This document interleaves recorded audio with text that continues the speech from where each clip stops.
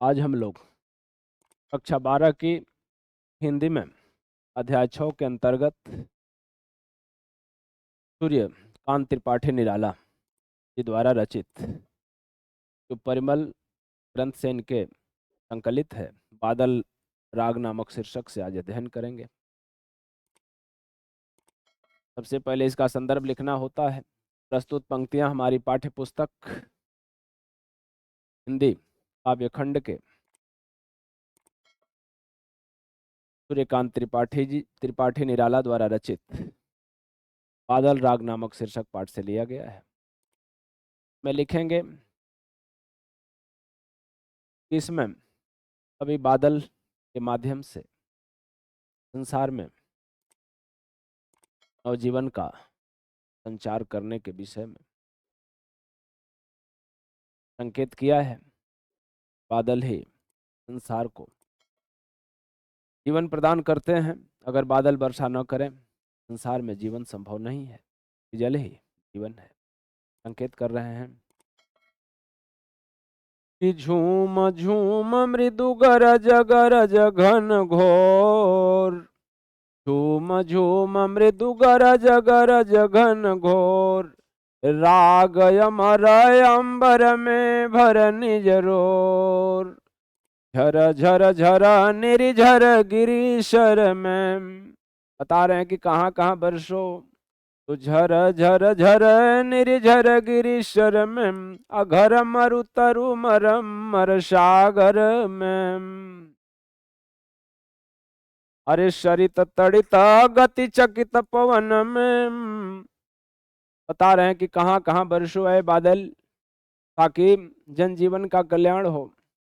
संसार के जितने भी जीव हैं तुम्हारे अभाव में न ही वृक्ष, न ही पर्वत, न ही सागर, जल के बिना सब निष्प्राण हो जाएंगे। इसलिए कभी बादल से प्रार्थना कर रहा है कि झूम झूम मृदु गरज गरज घन घोर। झूम झूम माने झूम करके अपने प्रवेग में, मृदु माने मधुर, गरज माने गर्जना। बता रहे हैं कि कर्कश ध्वनि मत करना। तो झूम झूम मृदु गरज गरज घन घोर। हे बादल अपने राग में अर्थात मधुर गरजना के साथ में घन घोर घोर वर्षा करो। अरे झूम झूम मृदु गरज गरज घन घोर। हे बादल झूम झूम करके मधुर गर्जना के साथ घनघोर वर्षा करो। अरे राग अमर, तुम्हारी राग क्या होने चाहिए? अमर होने चाहिए। अमरता की राग में वर्षा करो।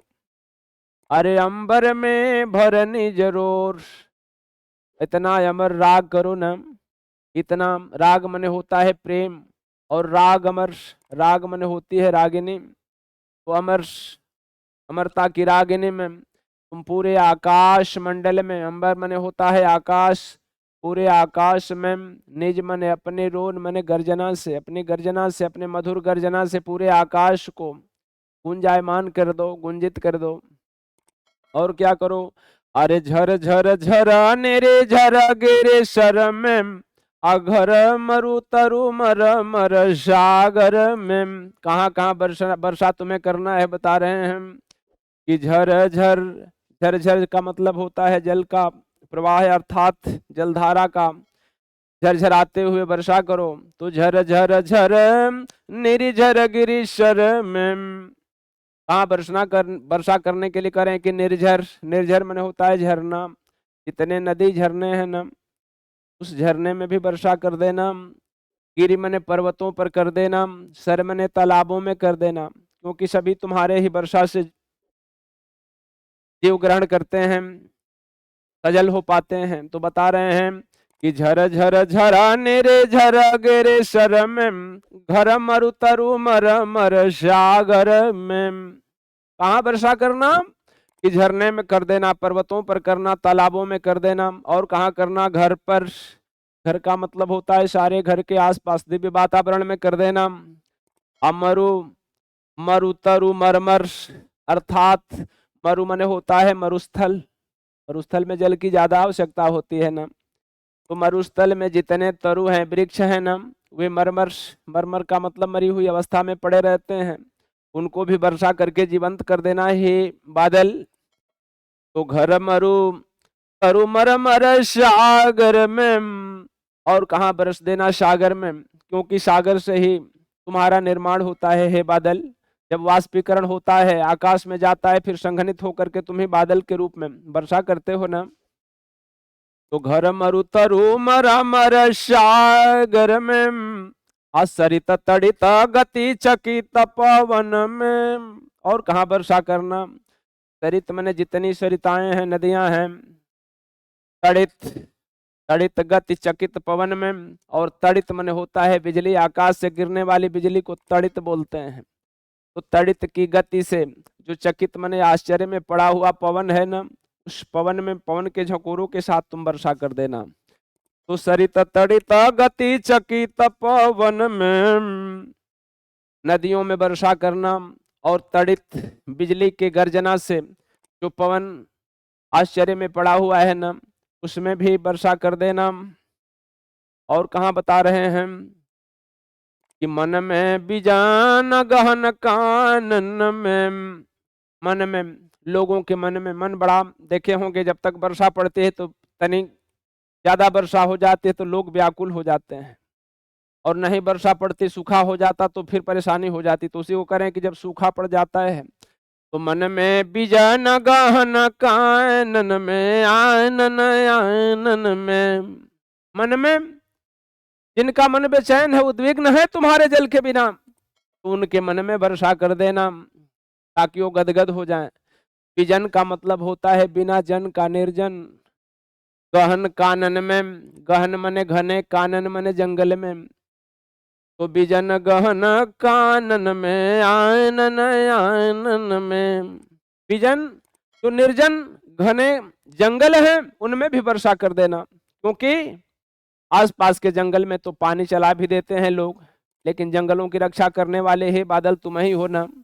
उस निर्जन घने जंगलों में जरूर वर्षा कर देना। आगे बता रहे हैं कि आनन आनन में, आनन मन होता है मुख, किसके मुख में बता रहे हैं, संकेत कर रहे हैं कि जो पपीहा पक्षी है ना, वह तुम्हारी ही आशा में पूरे वर्ष भर तरासता रहता है कि कब स्वाति नक्षत्र की बूंद मेरे मुख में पड़ेगी और मेरी वंश वृद्धि होगी। तो उस वंश वृद्धि को भी तुम कायम रखना। तो मन में बीजान गहन कानन में, आनन आनन में, लोगों के जो मन में पीड़ा है वर्षा के प्रति, उनके मन में वर्षा कर देना। बीजन गहन कानन में, घने निर्जन जंगलों में वर्षा करना। अयानन आनन में, अर्थात जो पपीहा पक्षी अपने मुख को ऊपर की तरफ तुम्हारे सहारे पड़े हुए हैं, उनके आनन में, उनमें, उनके मुख में भी वर्षा कर देना। आगे देखिए कि रव घोर कठोर राग अमर अंबर भरनी जयरोर। बता रहे हैं कि रव, रव मन होता है ध्वनि, आवाज करना, घोर कठोर करें कि रव ध्वनि करो, घोर कठोर मन होता है अत्यंत तीव्र, तो कठोर और घोर ध्वनि के साथ राग अमर, अपने राग को, अमर राग को अलापना। अरे अंबर में भर निज रोर, अंबर मने आकाश में अपनी गर्जना को भर दे, आकाश को गुंजायमान कर दे। अरे वर्ष के हर्ष, अरे मने अरे, वर्ष मने वर्षा के, हर्ष मने आनंद रूपी। कह रहे हैं कि हे वर्षा के आनंद प्रदायक बादल, हे वर्षा के आनंद प्रदायक बादल। तो अरे वर्ष के हर्ष, हे वर्षा के आनंद प्रदायक बादल, अरे बरस तू बरस बरस रसधार, बरस तुम बरसो वर्षा करो, और कैसी रस धारा, जिस तरह से तुम बरसते हो तो वह सरस धाराएं है। सरस धारा क्यों कहा गया है कि उसी से तो जीवन चल रहा है ना। तो बिना तुम्हारे रस का, बिना तुम्हारे उस जल से संसार चलायमान नहीं होगा। तो बरस तू बरस बरस रसधार, अपनी रस की धारा में, धारा सहित तुम वर्षा करो। पार ले चल तू मुझको बहा, दिखा मुझको भी निज गर्जन भैरव संसार। बरस तू बरस, तुम इतना वर्षा कर, तुम अपने रस की धारा की इतनी वर्षा कर, ताकि पार ले चल तू मुझको बहा, तुम मुझको भी बहा ले चलो। इतना वर्षा कर दो, इतना वर्षा कर दो, ताकि जितने भी नद नाले हैं सब सराबोर हो जाएं। कहने का मतलब क्या है कि तुम्हारे बहार में मैं भी बह जाऊं। तो बहा दिखा मुझको भी निज गर्जन भैरव संसार, मुझे भी दिखा दो, मुझे भी दिखा दो निज गर्जन। निज मने होता है अपनी गर्जना का, भैरव मने विस्तृत संसार, जो इतना विशालतम संसार है उसका मुझे दर्शन करा दे बादल। अरे उथल पुथल कर हृदय, हमारे हृदय को उथल पुथल कर दे। अपने हृदय के माध्यम से संकेत कर रहे हैं कि जब तुम इतना वर्षा कर दो, इतना वर्षा कर दो कि संसार तुम्हारे जल से, तुम्हारी गर्जना से ओतप्रोत हो जाए। आगे देखेंगे, अरे मचा हलचल, जब वर्षा होने लगती है तो हलचल हो जाता है, सारे लोग व्याकुल हो जाते हैं। तो मचा हलचल, चल रे चल, अरे मेरे पागल बादल, बता रहे हैं कि इतना हलचल कर दे। चल रे चल, लगातार चलते रहो। आकाश में वर्षा के दिनों में बादल चलायमान होते, अभी इधर जा रहे हैं, अभी इधर जाने लगते हैं। तो बता रहे हैं कि चल रे चल, लगातार तुम चलते रहो। मेरे पागल बादल, बता रहे हैं कि जैसे कोई पगला जाए उस तरह से वर्षा ऋतु में इधर का इधर उसके दिशा का ठिकाना नहीं होता है। अरे धसता दल दल हंसता नद खल खलम, तो कह रहा है कि क्या क्या होते हैं जब पागल बादल झूम झूम के वर्षा करने लगते हैं ना, तो धसता दलदल, दलदल वह भाग होता है जो नदी का जल वहां पहुंचता है और हटता है। बार बार पहुंचने और हटने से वहां दलदल की स्थिति हो जाती है, तो वह कभी भी जल से ढक जाता है। तो कह रहे हैं कभी कि धसता दल दल, तुम्हारे लगातार वर्षा करने से जो दलदले है, जो भूमि अभी जल से खाली हुई थी वह भरने लगती है।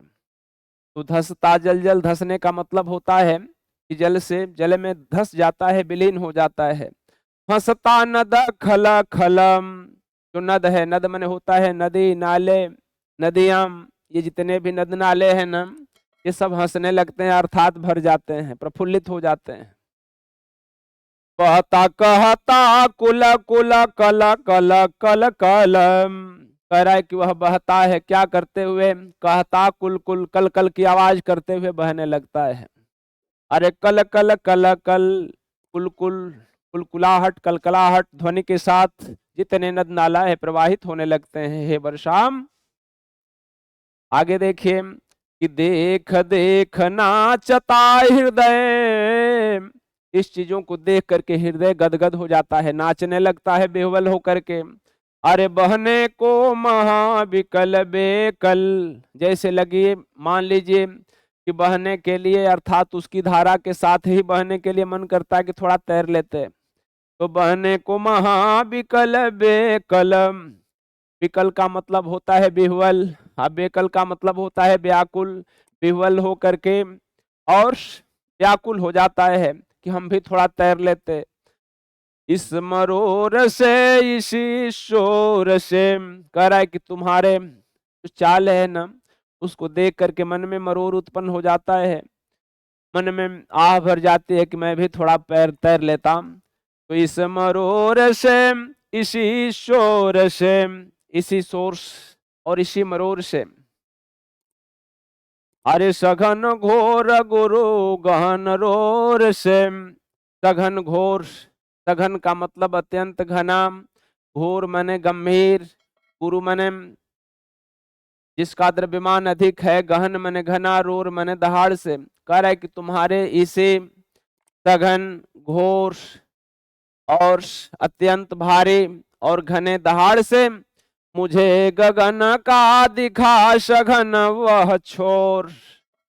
कह रहे हैं कि तुम इसी गर्जना के साथ साथ थोड़ा बिजली चमका दो ना, जब आकाश में घने बादलों के बीच में बिजली चमकती है तो उससे पूरा आकाश का दोनों छोर दिखाई देने लगता है। क्षितिज से लेकर के आकाश का पूरा आकाश मंडल चमकने लगता है। तो उसी को कह रहे हैं कि मुझे गगन का दिखा सगन वह छोर, मुझे आकाश के उस सघन छोर को, उन किनारों को मुझे दिखा दो जो अत्यंत विशालतम है, अत्यंत बड़ा है, गुरु है। अरे राग अमर अंबर में भर निज रोर, अपने अमरता की राग, अमरता रूपी प्रेम से, अमरता रूपी ध्वनि से पूरे अंबर में, आकाश में अपनी दहाड़ को, अपनी गर्जना को भर दो। तुम्हारे बिना पूरा संसार निर्जन या निस्तब्ध दिखाई दे रहा है। हे बादल, आइए अपने राग आलापिए, अपना गर्जना और वर्षा प्रारंभ कीजिए। ये रहा बादल राग से। आगे आप देखेंगे निराला जी द्वारा रचित संध्या सुंदरी का वर्णन इसमें हुआ है। मानवीकरण अलंकार होगा इसमें। उसमें देख रहे थे आप पिछले में एक एक शब्द कई बार आया है। यहां देख रहे हैं आनन, आनन में एक ही शब्द की आवृत्ति होती है तो पुनरुक्ति प्रकाश अलंकार होता है। कानन नौ वर्ण की आवृत्ति, नौ वर्ण की आवृत्ति, नौ वर्ण अंत्यानुप्रास है। मन, बीजन, गहन, कानन नौ वर्ण की आवृत्ति होने के कारण से अंत में चूंकि हो रहा है वर्ण की आवृत्ति, इसलिए अंत्यानुप्रास है। आगे देखें बरस तु बरस, बरस बरस शब्द आया है। यहाँ पर देख रहे हैं अंत्यानुप्रास स्वर्ण के कारण हो रहा है। साथ ही साथ बरस बरस 3 बार लगातार यहाँ आने की वजह से यहाँ पर प्रत्यानुप्रास भी कह सकते हैं और इसके साथ साथ पुनरुक्ति प्रकाश अलंकार है। तो इस तरह से यहाँ पर अलंकारों की छटा दर्शनीय है, रूपक अलंकार की छटा दर्शनीय है। आगे देखेंगे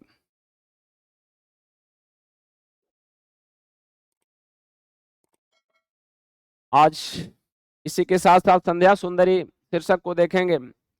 इसका संदर्भ हो जाएगा प्रस्तुत पंक्तियां हमारी पाठ्य पुस्तक हिंदी काव्य के संध्या सुंदरी नामक शीर्षक पाठ से लिया गया है और इसके कवि सूर्यकांत त्रिपाठी निराला जी हैं। इसमें प्रसंग में लिख देंगे, इसमें कवि संध्या को एक नायिका के रूप में चित्रित किया है और वह किस तरह से आसमान से धीरे धीरे उतरती है और किस तरह से सारे प्राणियों को अपने अंक में, अपने गोद में लेकर के विश्राम अवस्था में चली जाती है और फिर सारे थके मादे व्यक्तियों को पुनर्जीवन प्रदान करने का कार्य करती है। आगे देखिए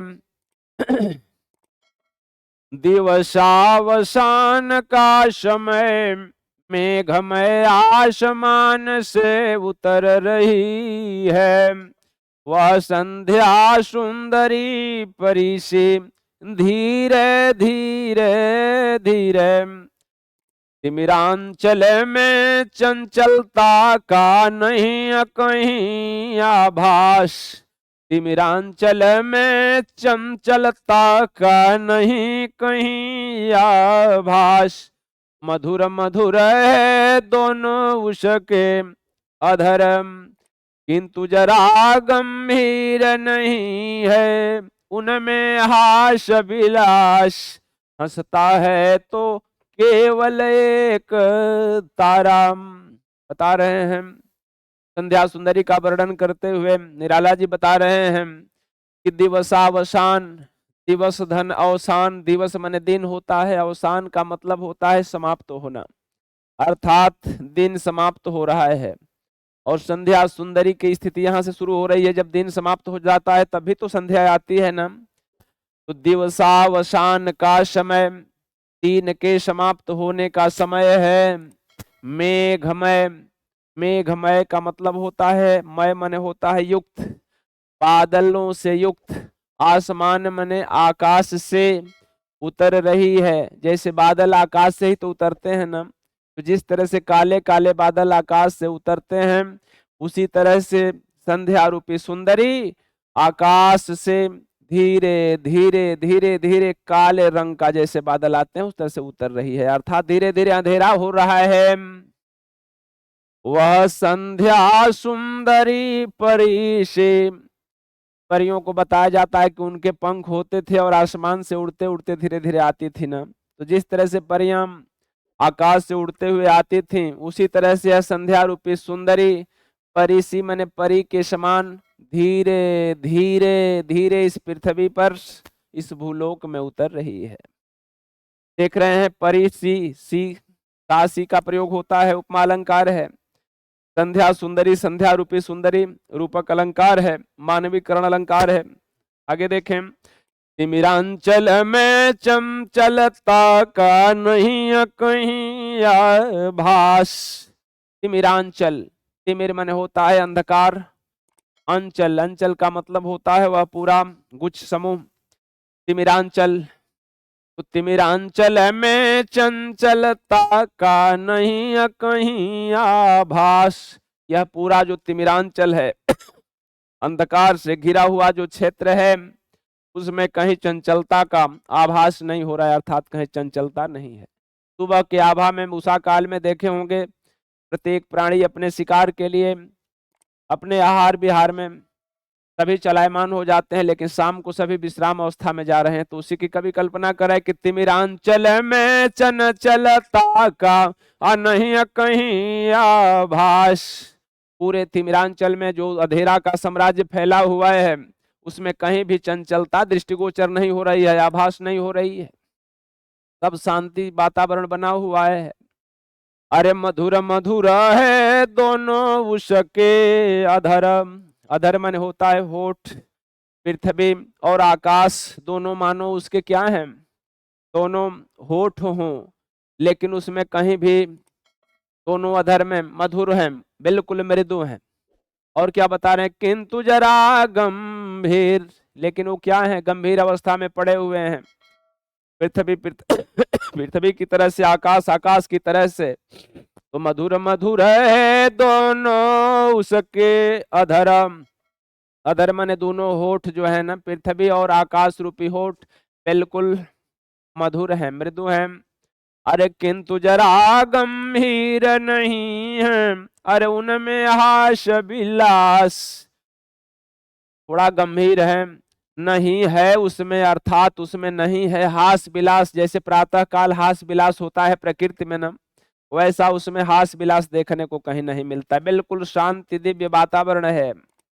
अरे हंसता है तो केवल तारा एक, बता रहे हैं कि एक तारा, एक तारा का मतलब होता है कि एकाध तारे आकाश में संध्या के समय में पहले उदय होते हैं, चमकीला तारा एक है, उससे संकेत कर रहे हैं कि हंसता है तो केवल तारा एक, केवल एक तारा, जो एक दो तारे उदय हुए हैं ना वही एक हंसते हुए प्रतीत हो रहे हैं, अर्थात संध्या सुंदरी के रूप को बढ़ा रहे हैं, सुंदरता को बढ़ा रहे हैं।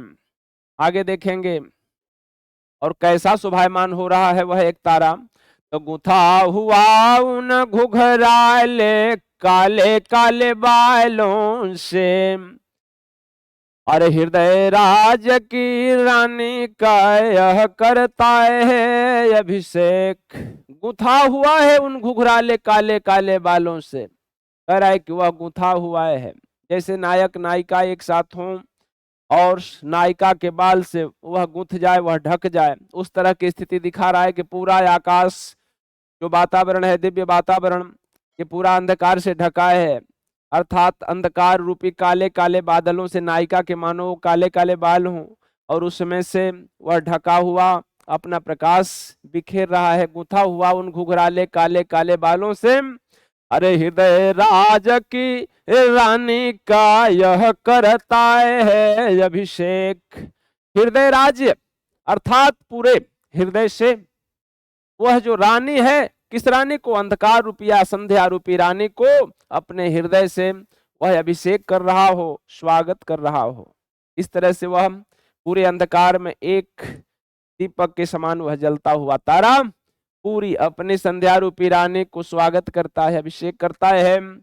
अरे अलसता की शीलता, अलसता का मतलब होता है आलस्य। सारे प्राणी थके मादे हो जाते हैं शाम को, और जब अपने घर लौटते हैं तो अलसाए हुए होते हैं सारे, चाहे पक्षी हो, जीव हो, जंतु है, सारा वातावरण बिल्कुल थका हुआ, सिहरा हुआ स्थिति में होता है। तो उसी को बता रहे हैं कि अलसता की शीलता, जैसे कोई लता हो आलस्य रूप में पड़ी हुई हो, उस तरह से सारे प्राणी बिल्कुल थके मादे होते हैं।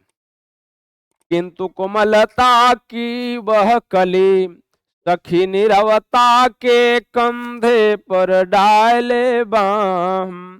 बता रहे हैं कि किंतु वह कोमलता की कली, कोमलता की कली का मतलब कि जैसे कोई कोमल कली खिलने वाली हो और सूर्य के प्रकाश के बिना बिल्कुल पड़ी रहती है, अब खिलने को ही होती लेकिन खिल नहीं पाती है। तो बता रहे हैं कि जिस तरह से कोमलता की वह कली के रूप में सारी जितनी लताएं हैं अलसाई हुई होती है, अर्थात सूर्य के प्रकाश के बिना खिलती नहीं है, वही स्थिति शाम को हुई है।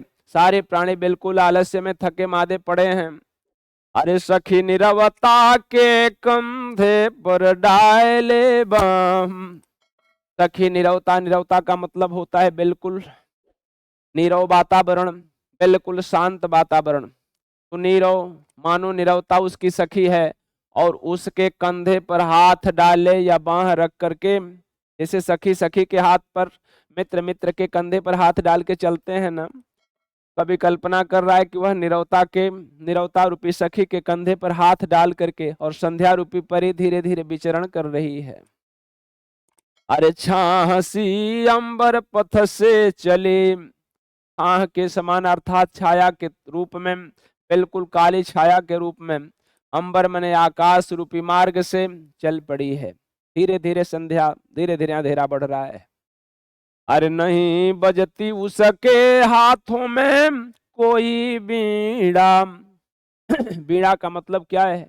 कोई गर्जना नहीं है। सुबह के समय तो देखे होंगे पक्षी उषा काल में अपने ध्वनि करते हुए आकाश मार्ग से उड़ते हैं ना, तो उस समय कुछ न कुछ प्रकृति में हलचल होती है। लेकिन बता रहे हैं कुछ समय कोई बीड़ा नहीं है। बीड़ा का मतलब कोई गर्जना नहीं है, कोई आवाज नहीं हो रही है। तो नहीं बजती उसके हाथों में कोई बीड़ा, कोई बीड़ा, कोई ध्वनि नहीं बज रही है, बिल्कुल शांत है संध्या रूपी सुंदरी।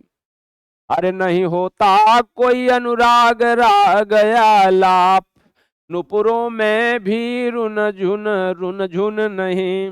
बता रहे हैं कि नहीं होता कोई अनुराग राग आलाप। अनुराग मन होता है प्रेम, राग मन होती है रागिनी ध्वनि, आलाप कोई उसमें प्रेम का आलाप नहीं है।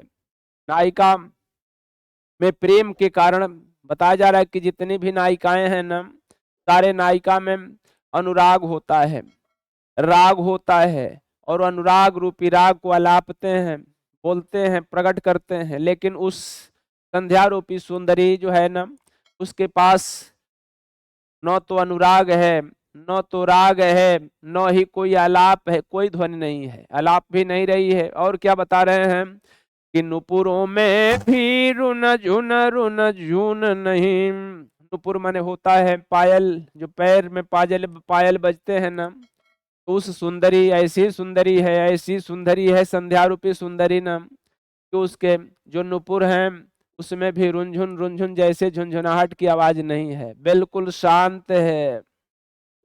आगे देखेंगे। अरे सिर्फ एक अव्यक्त शब्द सा चूप चूप चूप है, गूंज रहा सब कहीं। बता रहे हैं कि सिर्फ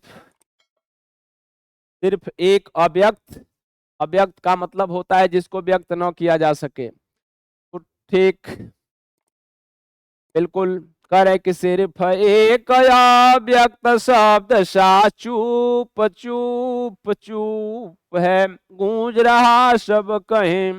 सब जगह जैसे कोई चुप करा दे रहा हो, बिल्कुल चुप चुप। अव्यक्त का मतलब वो भी व्यक्त नहीं हो रहा है, कोई कह ना रहा हो, लेकिन मानो कोई किसी को चुप करा रहा हो लेकिन बिना बोले। तो सिर्फ एक अव्यक्त शब्द सा चुप चुप चुप है, हर जगह मानो बिना अव्यक्त, व्यक्त का मतलब होता है प्रकट करना, बिना प्रकट किए हुए चुप चुप, अर्थात सब जगह शांति शांति, बिल्कुल शांत वातावरण है। गूंज रहा सब कहीं, सब कहीं का मतलब हर स्थान पर बिल्कुल गूंज रहा है, हर जगह बिल्कुल शांति है, चुप चुप की आवाज जैसा प्रतीत हो रहा है।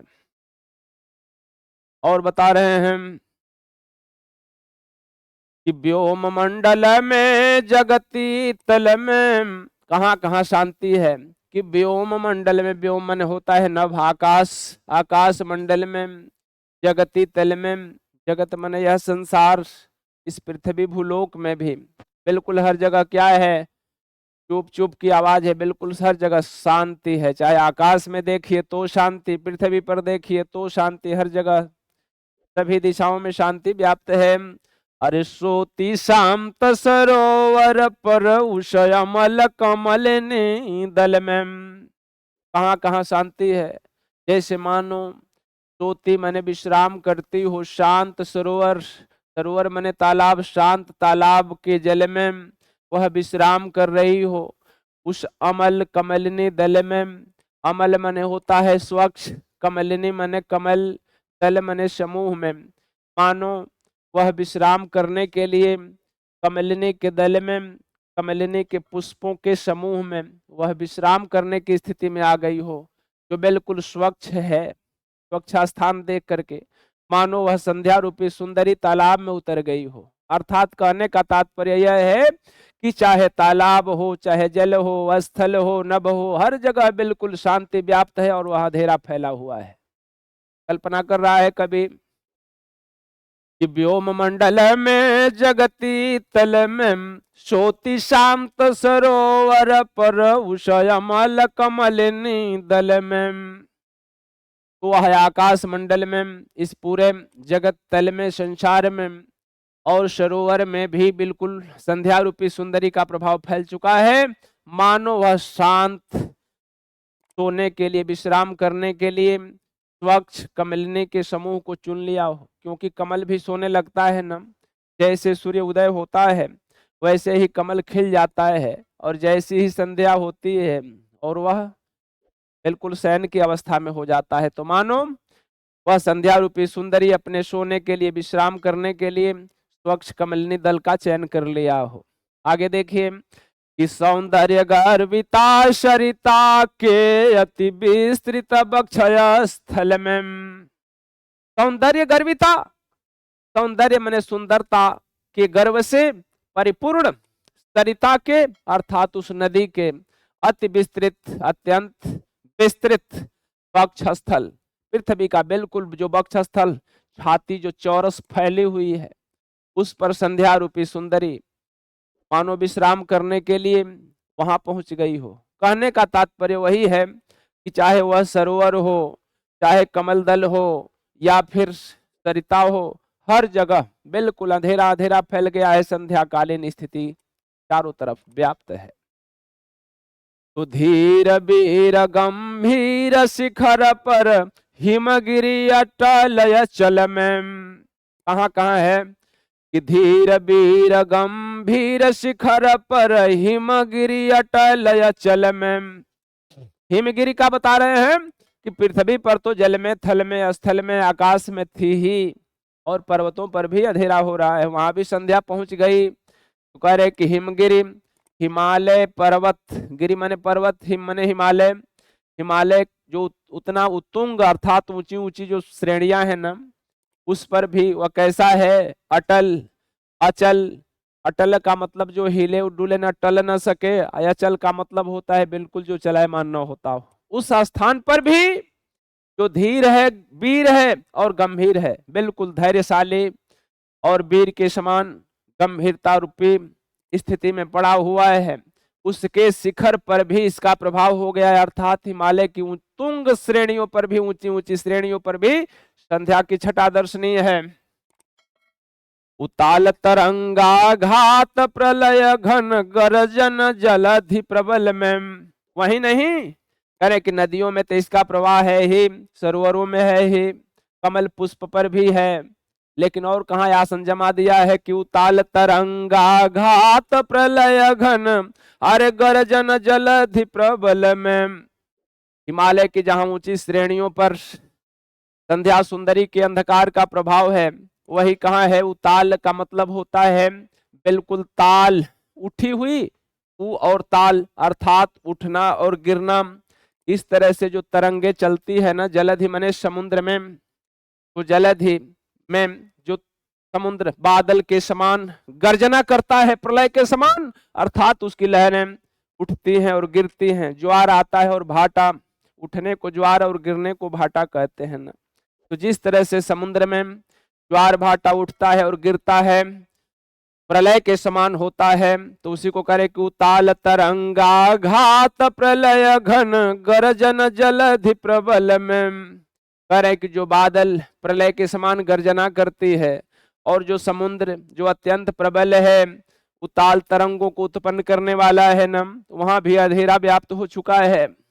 अरे क्षिति में जल में नभ में अनिलय नल में, कहाँ कहाँ और जा रहा है। क्षिति में, क्षिति मन होता है वह स्थान जहां पर पृथ्वी और आसमान एक से मिलते हुए प्रतीत होते हैं, मिलते नहीं बल्कि मिलते हुए प्रतीत होते हैं। तो क्षिति में जल में नभ में अनिलय नल में, क्षितिज में, जल में भी हर जगह अंधेरा व्याप्त है, बिल्कुल संध्या सुंदरी की छटा दर्शनीय है। नभ में आकाश में व्याप्त है। अनिल मतलब होता है वायु में, बिल्कुल जो हवा बहता है वो भी संध्या रूपी सुंदरी से परिपूर्ण है, आच्छादित है। अनिल में, आग में भी, आग तो चूंकि प्रकाश देने वाली है ना, लेकिन वहां भी अंधेरा अंधेरा दिखाई दे रहा है। अरे सिर्फ एक अव्यक्त शब्द सा चुप चुप चुप, बता रहे हैं कि सिर्फ एक अव्यक्त, अव्यक्त माने बिना व्यक्त किए हुए, बिना कहे हुए, मानो चुप चुप शब्द, बिल्कुल चुप का मतलब होता है शांत हो जाना, शांति का वातावरण, दिव्य वातावरण चारों तरफ फैला हुआ है। बिल्कुल संध्या रूपी सुंदरी का प्रभाव इस पूरे सृष्टि में व्याप्त है। आगे देखिए, अरे है गूंज रहा सब कहीं, हर जगह, सब कहीं का मतलब होता है हर स्थान पर, हर जगह गूंज रहा है एक ही ध्वनि गूंज रही है। किस चीज की ध्वनि? वह संध्या रूपी सुंदरी की जो दिव्य ध्वनि है, जो बिल्कुल चुप चुप चुप वातावरण को व्याप्त कर रही है। सब जगह उसकी शांति रूपी आभा प्रदर्शित हो रही है। और क्या है? कुछ नहीं। कभी कह रहे हैं कि और क्या है, उसके अलावा कहीं कुछ भी नहीं है, बस केवल उसी का प्रभाव है, उसी का साम्राज्य सब जगह फैला हुआ है। और क्या कह रहे हैं कि क्या करती है? अगली पंक्तियों में बता रहा है कि कभी क्या, वो कभी बताना चाहता है कि क्या वह सुंदरी इस सारे थके मादे प्राणियों को और एक चीज लेकर के आती है। सभी जितनी भी नायिकाएं हैं, अपने नायकों को या अपने बच्चों को सेवन कराने के लिए, उसके थकान को मिटाने के लिए क्या क्या करती हैं। कभी बता रहा है कि मदिरा की वह नदी बहाती आती, अथके हुए जीवों को वह स्नेह प्याला एक पिलाती। अरे मदिरा की वह नदी अब बहाती आती, अथके हुए जीवों को वह स्नेह प्याला एक पिलाती। मानो वह एक प्याला पिला देती हो और काले के आती। तो मदिरा, मदिरा माने होता है शराब। तो मदिरा कि वह नदी बहाती आती, मानो सारे प्राणी संसार में जितने थके मादे हैं, जितनी व्याकुल हैं पूरे दिन में, उनको वह नदी बहाती हुई लेकर के आ रही हो। इतनी प्राणियों का इतना विशालतम भंडार है ना, सबको संध्या के समय में जब रात्रि हो जाती है तो शयन करता है, सारा थका और सारा जो विश्राम है उसको खो देता है। कैसे खोता है? कि मदिरा की वह नदी अब बहाती आती, मानो वह मदिरा या शराब की नदी बहाते हुए आ रही हो और थके हुए जीवों को वह सस्ने प्याला एक पिलाती।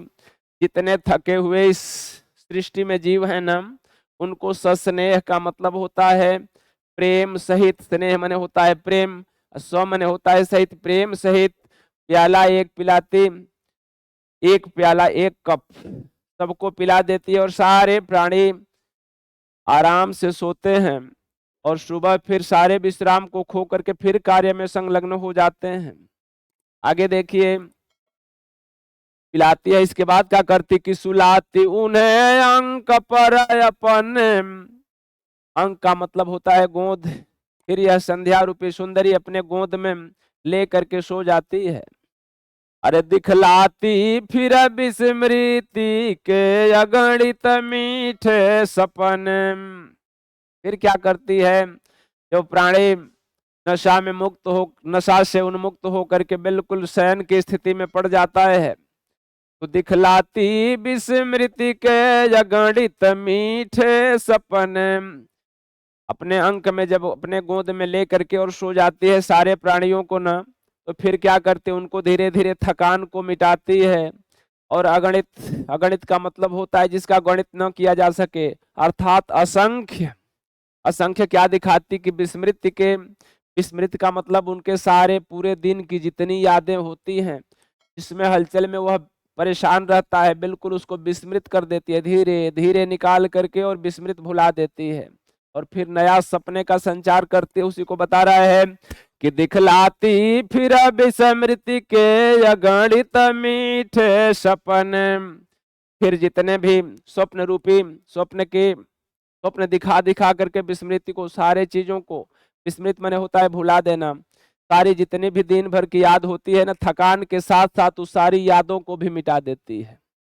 आगे देखिए कि अर्धरात्रि की निश्चलता में हो जाती जब लीन, अर्धरात्रि आते आते जब निश्चलता माने बिल्कुल निश्चल, जिसमें कोई चाल न हो, जब निश्चल प्राणी हो जाता है, जब सारे लोग उसमें निद्रा में लीन हो जाते हैं, उस समय क्या होता है कि कभी का बढ़ जाता है अनुराग बिरहा, कुल कमनीय कंठ से आप निकल पड़ता तब एक ही विहाग।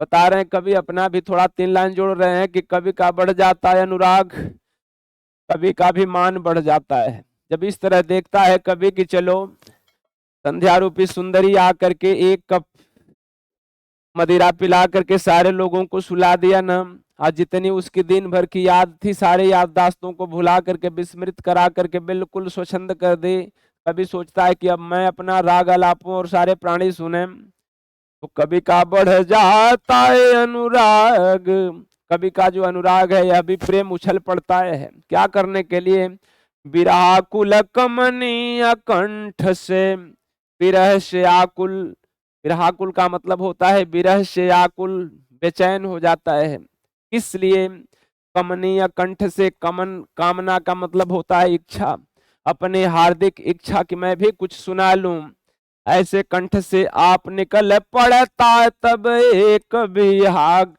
विहाग का मतलब होता है मध्य रात में, बिल्कुल मध्य रात का समय है ना, तो मध्य रात्रि का जो गाना होता है उस तरह का रात्रि में गाए जाने वाला गीत कवि के कंठ से स्वयं उद्गार होने लगता है, निकलने लगता है, प्रकट हो जाता है। बताया जाता है कि कविगण प्रकृति में जब बिल्कुल नीरव वातावरण पाते हैं, उस दिव्य वातावरण में स्वयं इनके मुख से उद्गार होने लगता है, कविता निकल पड़ती है। तो बता रहे हैं कि हमारा भी, हम कवियों का भी उस समय विरह के कारण, विरह वेदना की गीत मध्य रात्रि में ही निकल पड़ती हैं, उसका वर्णन है। इस प्रकार से यह पाठ समाप्त होता है, आज की वीडियो यहीं समाप्त होती है। तो इस तरह का वीडियो देखने के लिए आप लोग TR.AN क्लासेस को सब्सक्राइब करें और बेल आइकन को प्रेस कर दें। अगले वीडियो में हम लोग देखेंगे लाइव सेशन में कि बादल के राग से संबंधित और संध्या सुंदरी से संबंधित किस तरह से प्रश्न आते हैं, और फिर इसको हम कैसे कर पाते हैं। तो व्याख्या आप देख ही लिए हैं, अंडरलाइन होती है, कुछ लाइनों की व्याख्या करनी होती है, संदर्भ लिखना होता है। तो आजकल जो पहले थे प्रश्न, पहले जमाने में जब पढ़ाई होती थी तो व्याख्या लिखने के लिए आता था। आज अंडरलाइन 2-4 लाइनों का कहीं कठिन देख करके खींच देता है, बोलता है कि इसकी व्याख्या कीजिए। संदर्भ लिखना होता है, या कवि और शीर्षक का नाम पूछ लेता है और उससे संबंधित इसी को पढ़ करके इससे संबंधित उत्तर देना होता है। इसको हम लोग अगले वीडियो में देखेंगे। इसी तरह से आज के सेशन का यहीं संपन्न किया जाता है।